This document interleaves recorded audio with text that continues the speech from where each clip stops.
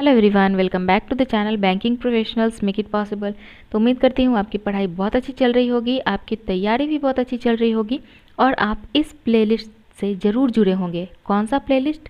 तो ये प्लेलिस्ट है आपके आरआरबी एग्जामिनेशन के लिए कंप्यूटर अवेयरनेस का, जहाँ पे मैं आपको प्रीवियस ईयर के क्वेश्चन का एक डेटा दे रही हूँ और एक्सपेक्टेड क्वेश्चन जो हो सकते हैं, पॉसिबिलिटी हो सकती है, वो मैं यहाँ पर तैयार करवा रही हूँ। तो ये मैं जो खुद भी करती हूँ, जो किया है वही आपके साथ भी शेयर करती हूँ, ठीक है। तो अगर आप चैनल पे नए हैं तो चैनल को सब्सक्राइब करके बेल आइकन दबा लीजिए, ताकि आगे आने वाले जितने भी वीडियो हैं उसके नोटिफिकेशन आपको फटाफट मिलते रहें। तो चलिए बहुत ज़्यादा देर ना करते हुए सेशन को स्टार्ट करते हैं। एक और उम्मीद करती हूँ कि पिछला सेशन जो पहला क्लास वीडियो मैंने जो बनाया था वो आपको पसंद आया होगा और आपने अपने मैक्सिमम फ्रेंड्स के साथ शेयर भी किया होगा। तो चलिए क्लास सेकेंड की ओर हम लोग बढ़ते हैं।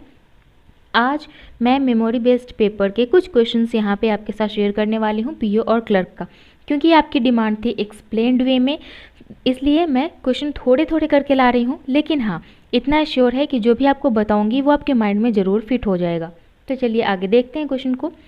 विच ऑफ द फॉलोइंग, एक और रिक्वेस्ट, अब बोलेंगे थोड़ा थोड़ा करके रिक्वेस्ट करे जा रही हैं। तो यहाँ पे पॉइंट आपका ये क्लियर होना चाहिए कि मैंने कल जो आपको बताया था वो आपको शॉर्टकट की बताया था माइक्रोसॉफ्ट में यूज़ होने वाले, ठीक है, एमएस विंडो और एक्सेल में यूज़ होने वाले, माइक्रोसॉफ्ट वर्ड और माइक्रोसॉफ्ट एक्सेल में यूज़ होने वाले मैंने शॉर्टकट की आपके साथ शेयर किए थे। कंट्रोल के साथ ए से जेड तक कितने शॉर्टकट की यूज़ होते हैं वो सारे शेयर किए थे। तो उम्मीद करती हूँ कि वो आपका क्लियर होगा, आपने उसे रिवाइज भी किया होगा। कल मैंने आपको कहा था कि मैं एक्सप्लेन्ड वे में बताऊंगी, ऑब्जेक्टिव वे में नहीं बताऊंगी, बट यहाँ पे आप कहेंगे कि आप तो यहाँ पे फिर से ऑब्जेक्टिव लेके आ गई। तो यहाँ ऑब्जेक्टिव को भी मैं सब्जेक्टिव के रूप में कैसे बताती हूँ, तो इसके लिए आपको वीडियो के अंत तक बने रहना पड़ेगा। उसके बाद अगर आपका कोई सजेशन हो इम्प्रूवमेंट के लिए, वीडियो का, कंटेंट का, कुछ भी, तो आप ज़रूर कमेंट बॉक्स में शेयर कीजिएगा, मैं उसे ज़रूर कंसिडर करूँगी, ठीक है। तो चलिए बहुत हो गई बातें, अब शुरुआत करते हैं।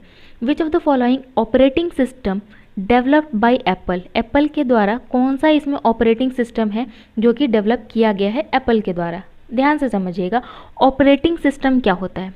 कोई भी इलेक्ट्रॉनिक डिवाइस, जैसे अगर आप कोई मोबाइल यूज़ कर रहे हैं, ठीक है, तो उस मोबाइल में भी एक ओएस होता है, ओएस ही ऑपरेटिंग सिस्टम है, ठीक है, ऑपरेटिंग सिस्टम को ही ओएस बोलते हैं। तो कोई एक ऑपरेटिंग सिस्टम होगा तभी फ़ोन ऑपरेट करेगा, ऑपरेट करेगा मतलब वो ऑन होगा, ऑन होने के बाद ही फर्दर कोई भी प्रोसेस होता है किसी भी इलेक्ट्रॉनिक डिवाइस में। जस्ट लाइक मैं अगर लैपटॉप की बात करती हूँ तो लैपटॉप में विंडोज़ होता है, विंडोज़ किसका है? माइक्रोसॉफ्ट का, ठीक है। उसी तरीके से मैक ओएस जो है वो एप्पल का है, एप्पल में जो भी ऑपरेटिंग सिस्टम होता है वो मैक ओएस है, ठीक है। उम्मीद करती हूँ ये क्लियर होगा। आगे देखते हैं, which is the full form of DBMS. अब ये जो फुल फॉर्म है इसमें कोई बहुत बड़ा ट्रिक और बहुत एक्सप्लेनेशन की ज़रूरत नहीं है। इसे आप जो भी बड़ा नाम होता है उसको शॉर्ट करके हम लोग उसे फुल एक्सप्लेनेशन में बाद में उसका पूछा जाता है। तो डीबीएमएस का पूरा नाम है डेटाबेस मैनेजमेंट सिस्टम। डेटाबेस होता क्या है?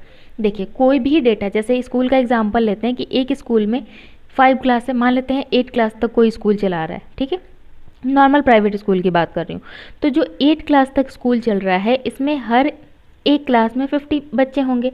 तो बच्चे का नाम, उनके पेरेंट्स का नाम, उनका क्लास, कौन से क्लास के बच्चे का लिखा जा रहा है, कौन सा नाम है, कितने नंबर ऑफ़ कैंडिडेट हैं, पेरेंट्स का नाम क्या है, किससे कितना फ़ी लिया जाता है, कौन कब से ज्वाइन किया है स्कूल, ये सब कुछ जो डेटा तैयार होता है ना, ये होता है डेटाबेस मैनेजमेंट सिस्टम, ठीक है।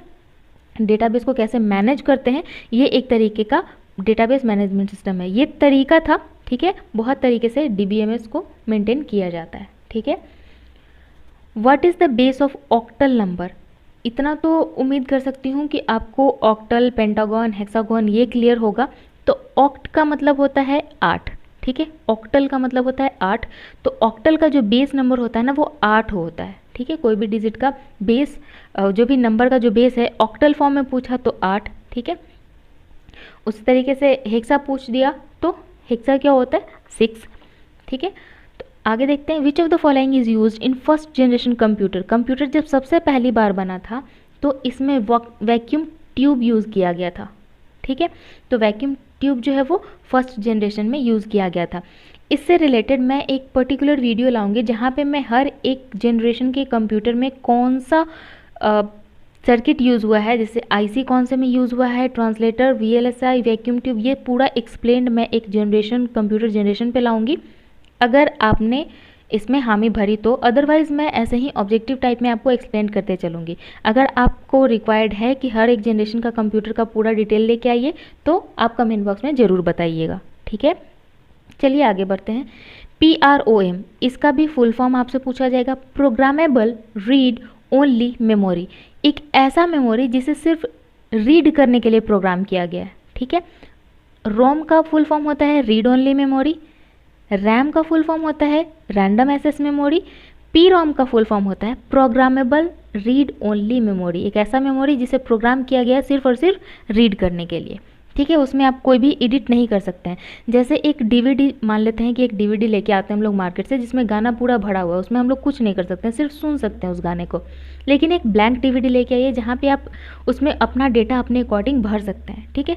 तो वो राइट भी करने का वहाँ पे ऑप्शन होता है। तो ये रीड नहीं हो सकता, सिर्फ रीड नहीं कर सकते हैं, जिसमें ऑलरेडी पहले से भरा हुआ है, जिसमें हम लोग कोई एडिट नहीं कर सकते हैं, वो सिर्फ रीड ओनली मेमोरी होता है, ठीक है। उम्मीद करती हूँ यहाँ तक आपको क्लियर हो गया होगा। आगे बढ़ते हैं। Which key is use to delete character to the left of the cursor. ये जो पॉइंट है ना, डिलीट और लेफ्ट ऑफ द कर्सर और right of the cursor examination में अक्सर आपको फंसाता है, ठीक है, हर किसी को फंसाता है। तो यहाँ पे मैं आपको कीबोर्ड आपके साथ शेयर कर रही हूँ। यहाँ पे देखिए, ध्यान से देखिएगा, ये जो एरो है, यहाँ पे मैं इसे चेंज कर लेती हूँ, ठीक है। ये जो एरो है इस तरीके से, ठीक है, ये किस तरीके से चल रहा है, ऐसे। तो ये क्या है, ये है बैक स्पेस। बैक स्पेस का मतलब है कि अगर आपने यहाँ से लेके ASDFG तक अगर आपने लिखा है तो आपका माउस यहाँ पे ब्लिंक करता रहेगा, ठीक है। तो अगर आपको इस साइड का पार्ट डिलीट करना है तो बैक स्पेस यूज़ करेंगे।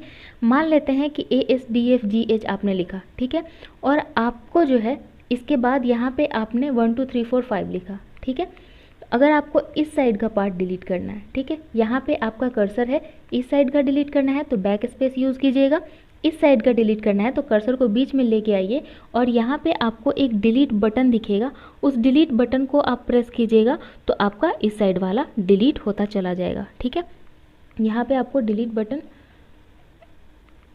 ये रहा डिलीट बटन। तो जैसे ही आप अपने कर्सर के राइट साइड में डिलीट करना चाहेंगे तो कर्सर के पास आप डिलीट बटन प्रेस कीजिए तो इस साइड वाला डिलीट होगा, लेकिन बैक स्पेस प्रेस कीजिएगा तो लेफ़्ट साइड वाला डिलीट होगा, ठीक है। तो इसके लिए मैंने ये कीबोर्ड यहाँ पे अटैच किया था ताकि मैं आप लोगों को समझा सकूँ कि लेफ़्ट साइड और राइट साइड बैक स्पेस और डिलीट से कैसे डिलीट होता है, ठीक है। चलिए वापस चलते हैं हम लोग अपने शीट पे। देखिए, how many MB is equal, तो इसका आंसर क्या है, लेफ्ट साइड वाला डिलीट करने के लिए back space, left side delete करने के लिए back space, right side delete करने के लिए डिलीट बटन, ठीक है। टैब का मतलब होता है, यहाँ पे जो टैब आपको दिख रहा है, ये टैब का मतलब है कि इस तरीके से मान लिया मैंने ये बॉक्स बना लिया, ठीक है, मेरा कर्सर यहाँ है, मुझे यहाँ पे जाना है, ठीक है, तो मैं सीधे टैब प्रेस कर दूंगी तो ये अगले वाले में चला जाएगा। टैब प्रेस करते जाऊंगी, ये आगे बढ़ता चला जाएगा, ठीक है। तो नेक्स्ट बॉक्स में, नेक्स्ट सेक्शन में जाने के लिए हम लोग टैब का यूज़ करते हैं। पेज डाउन का मतलब है कि मान लेते हैं मेरा पेज ये पूरा यहाँ से यहाँ तक आपको पेज दिख रहा है, ठीक है, तो यहाँ पे मेरा कर्सर है, पेज डाउन करूँगी तो ये नीचे आ जाएगा, ठीक है, पेज अप करूँगी तो ये ऊपर चला जाएगा, ठीक है। उसी तरीके से एक होम पेज का होता है, वहाँ पे क्लिक कीजिएगा तो मेन आपका जहाँ पे स्टार्ट होता है वहाँ पे कर्सर डायरेक्ट ऑटोमेटिक पहुँच जाएगा, इंड कीजिएगा तो वो इंड सेक्शन पे पहुँच जाएगा, ठीक है। उम्मीद करती हूँ ये भी आपका क्लियर हो गया होगा। आगे देखते हैं, how many MB is equal to 1 GB। तो जितने लोग जियो या फिर एयरटेल जो भी यूज़ करते हैं, डेटा जो यूज़ करते हैं, इतना तो आपको पता होगा कि आपका कितना डेटा देता है। 1 GB जिनको हर दिन दे रहा है, 2 GB जिनको हर दिन दे रहा है, तो उनको पता होगा कि 1 GB में कितना MB होता है। तो 1 GB में 1024 MB होता है, और 1024 किसका स्क्वायर है, 1024 32 का स्क्वायर है, ठीक है। ये मैथ का पार्ट आ गया, बट ये मैंने आपको ऐसे ही शेयर कर दिया। MSSS क्या है, MSSS एक डेटाबेस है, ठीक है। अब MS ऑफिस जो होता है, MS ऑफिस है, इसमें आपको क्या क्या मिलेगा, MS वर्ड मिलेगा जहाँ पे आप टाइपिंग कर सकते हैं अपने लेटर, अपने एप्लीकेशन को, ठीक है। MS एक्सेल मिलेगा जहाँ पे आप लोग कैलकुलेशन कर सकते हैं, ठीक है, MS एक्सेल में हम लोग कैलकुलेशन कर सकते हैं।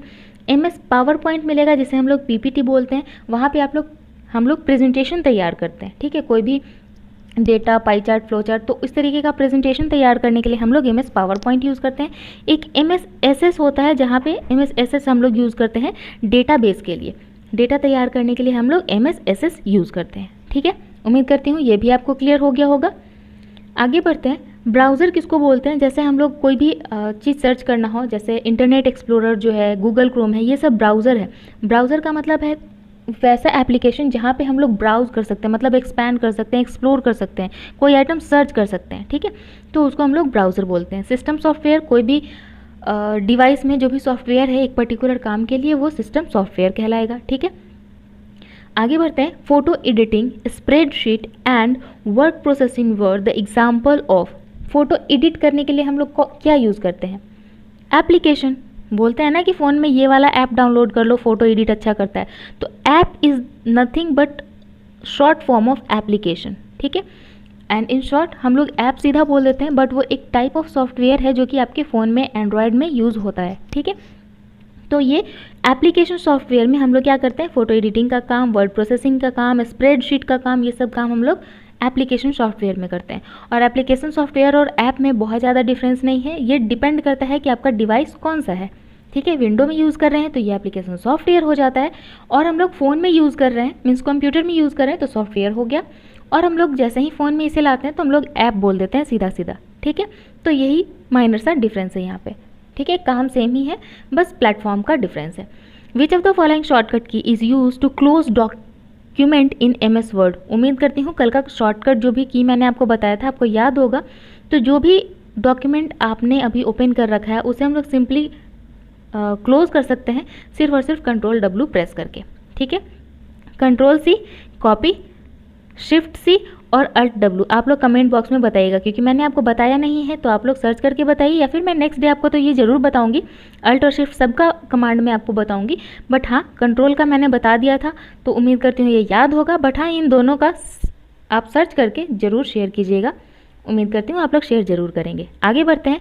What is the base of hexadecimal? Hexadecimal, मैंने पीछे आपको क्या कहा था? ऑक्टा का मतलब होता है 8, हेक्सा का मतलब होता है 6। अब हेक्सा डेसिमल आ गया, तो जैसे ही डेसिमल आ गया मतलब और एक डिजिट बढ़ जाएगा, तो हेक्सा का मतलब हो जाएगा 6, हेक्सा डेसिमल का हो जाएगा 16। ठीक है, which of the following key can be use as shortcut to rename a folder in Microsoft Windows 8 and higher version? Microsoft window 8 से ऊपर जितने भी हायर वर्जन है उसमें फोल्डर का नाम बदलने के लिए हम लोग कौन सा शॉर्टकट की यूज़ करते हैं? तो वो है F2। जैसे मान लेते हैं कि मैंने इस फाइल का नाम रखा है RRB PO previous year paper. ठीक है, मान लिया मैंने ये नाम रखा है। अब मुझे लग रहा है कि नहीं, प्रीवियस ईयर पेपर की जगह मैं क्या करूं, RRB PO computer previous year paper कर दूं। ठीक है, तो मेरा जो फोल्डर है ना, वहाँ पे मैं एक बार माउस से क्लिक करूँगी, ये जब सेलेक्ट हो जाएगा तो मैं क्या करूँगी, सीधा सीधा F2 प्रेस कर दूँगी। या तो अगर मेरे कीबोर्ड में फंक्शन के साथ ये क्लिक करने का, F2 क्या है, ये फंक्शन की है। ठीक है, तो फंक्शन के साथ F2 अगर क्लिक करूँगी तो ये वाला जो सेक्शन है ये हाईलाइट हो जाएगा, और यहाँ पे मुझे कर्सर दिखने लग जाएगा जहाँ से मैं इसका नाम एडिट कर सकती हूँ। ठीक है, तो F2 हम लोग नाम चेंज करने के लिए यूज़ करते हैं माइक्रोसॉफ्ट विंडो 8 या उससे हायर वर्जन में। ठीक है, आगे बढ़ते हैं। Which of the following shortcut key is use to minimise all open windows and display the desktop? होता क्या है, हम लोग डेस्कटॉप जैसे ही ओपन करते हैं, ठीक है, यहाँ पे मेरा टेलीग्राम ओपन है, यहाँ पे मेरा क्रोम ओपन है, CH कर देती हूँ, क्रोम ओपन है, यहाँ पे मेरा टेक्स्ट बुक का ऐप ओपन है। ठीक है, उसके बाद यहाँ पे मेरा PPT ओपन है।